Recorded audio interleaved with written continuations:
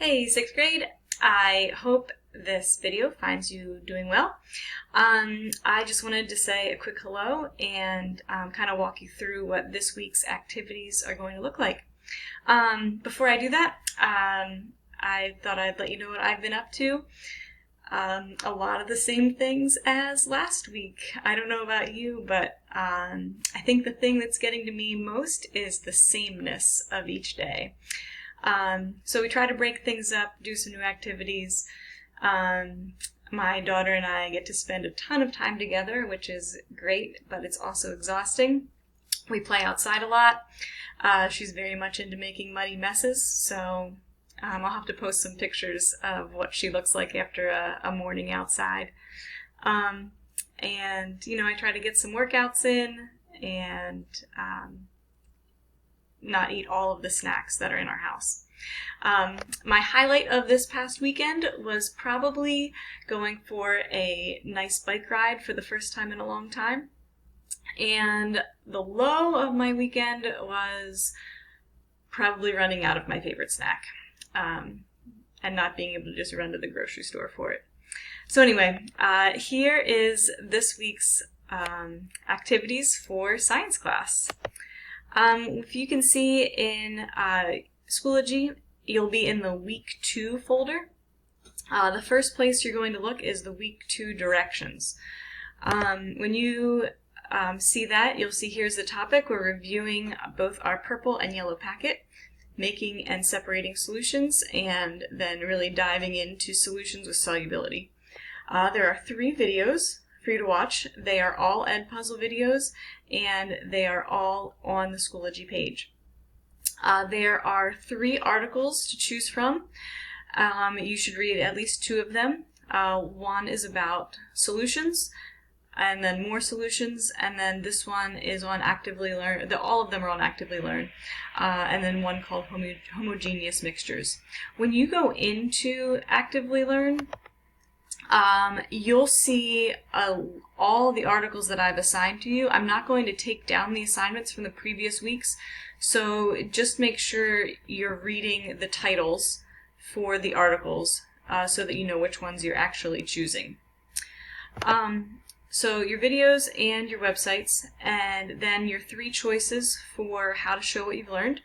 Again, you should choose 2 or more of these review activities. There is a Schoology discussion about just, again, focus on your 3 to 5 sentences, reviewing, telling me what you learned from the articles and the videos. There is a Flipgrid discussion. When you go into Flipgrid this week, you should see Week 2 has been highlighted. But again, I'm keeping Week 1 active if you want to look at those responses, or if you're a person who didn't get to do the Week 1 activities, you can go back and do those. But we're in Week 2 for that. And again, the link is on Schoology to get you to the Week 2. And then for artistic expression this week, we're focusing on the word solubility.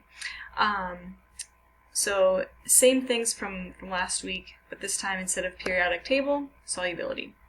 And then finally, our in the real world activity is a mini lab. So when you open up that document, you'll be asked to make a copy. Our main question is, does the temperature of the water affect how long it takes for the solute to dissolve? If you can remember from math class, your independent variable will be the temperature of the water, and then the length of time it takes for the solute to dissolve is the dependent variable. Here are the things that you need. There's a detailed procedure and a place for you to fill in your data. So if you, at minimum you should do 1 trial, but if you can do 3 trials of each one, then you can find an average. Remember, to find the average, in this case the mean, you would add up your 3 amounts of times and divide by 3 since you had 3 pieces of data, and that would be your average amount of time. And then your challenge is to make a graph, and you can insert that right here once you make it, and then writing your results. Which temperature did allow your solute to dissolve faster, and why do you think that happened? So that's your in the real world activity. as always, make sure you get parent permission before starting an experiment. I know in my house that I am pretty much at the end of my amount of salt, so I'm not doing any experiments with salt these days. So again, Schoology, directions. This is this week's fun discussion. Thank you for participating in last week's discussion, telling me what you were up to. Here are your 3 Edpuzzle videos, and then here are your places to participate in the discussion, your Flipgrid video, artistic expression, and in the real world activity. Also, please know that anything that you submit, I am trying to respond to. So whether it's a Flipgrid, whether it is a discussion, if you go back into week 1, and if you submitted something, I'll just go up to this discussion. If you submitted something, you should see a reply from me, okay? Because I do want to make sure that you know that I'm reading what you're posting. I look forward to interacting with you guys.